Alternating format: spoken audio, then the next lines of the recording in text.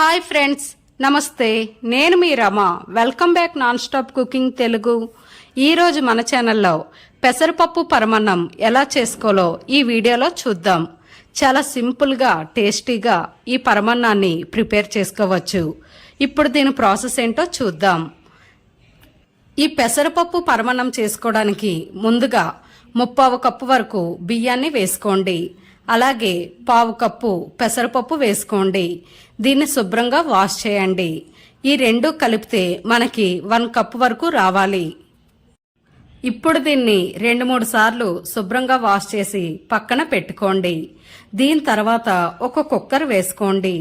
కుక్కర్లో 2 టేబుల్ స్పూన్ల నెయ్యి వేసుకొని జీడిపప్పు ఒక 10-15, అలాగే కిస్మిస్ ఒక 2 టేబుల్ స్పూన్స్ వేసుకోండి. ఇక్కడ ఫ్లేమ్ని మీడియం ఫ్లేమ్లో పెట్టుకొని ఈ జీడిపప్పు కిస్మిస్ గోల్డెన్ కలర్ వచ్చే వరకు బాగా ఫ్రై చేయండి. ఇలా ఫ్రై చేసి వీటిని పక్కన తీసుకోండి. ఇప్పుడు దీనిలోకి 1 కప్పు పాలని వేసుకోండి. అలాగే 2 కప్స్ వరకు వాటర్ని వేసుకోండి. ఇలా వాటర్ పాలని వేసిన తర్వాత మనం ముందుగా కడిగి పెట్టుకున్న పెసరపప్పు బియ్యాన్ని కూడా ఇందులో వేసుకోండి. ఇలా వేసుకొని వీటిని ఒకసారి బాగా కలుపుకోండి. ఇప్పుడు కుక్కర్పై మూత పెట్టి మీడియం ఫ్లేమ్లో 3 విజిల్స్ రానివ్వండి. వేరే బౌల్ ఒకటి వేసుకొని అందులో 1.5 కప్పు వరకు బెల్లాన్ని వేసుకోండి. అలాగే 1 కప్పు వాటర్ వేసుకోండి. ఇక్కడ మనకి పాకం అనేది రావసరం లేదు.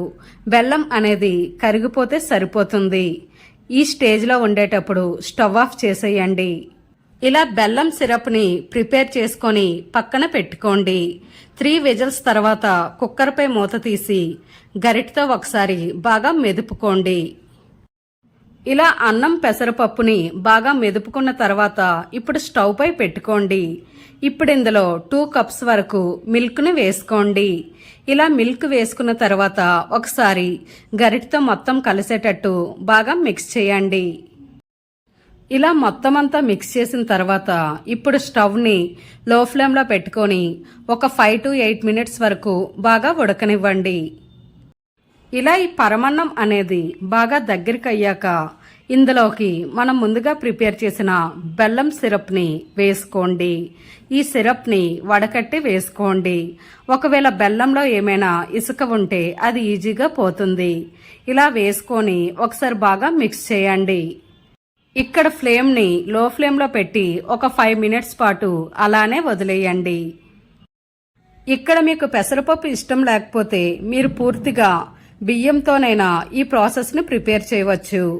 ఈ ప్రాసెస్లో మీరు పరమన్నం చేస్తే పరమన్నం అనేది విరిగిపోకుండా వస్తుంది. ఇప్పుడు ఇందులోకి ఇలాచీ పౌడర్ 1/2 టేబుల్ స్పూన్ వేసుకోండి. అలాగే మనం ముందుగా ఫ్రై చేసి పెట్టిన డ్రై ఫ్రూట్స్ని కూడా వేసుకోండి. 1 టేబుల్ స్పూన్ నెయ్యిని వేసి ఒకసారి మొత్తం అంతా బాగా మిక్స్ అయ్యేటట్టు బాగా మిక్స్ చేయండి. ఇలా ఒకసారి మొత్తం అంతా మిక్స్ చేసి ఇప్పుడు స్టవ్ ఆఫ్ చేసేయండి. చూసారు కదా ఫ్రెండ్స్, పెసరపప్పు పరమన్నం చేసుకోవడం ఎంత ఈజీనో.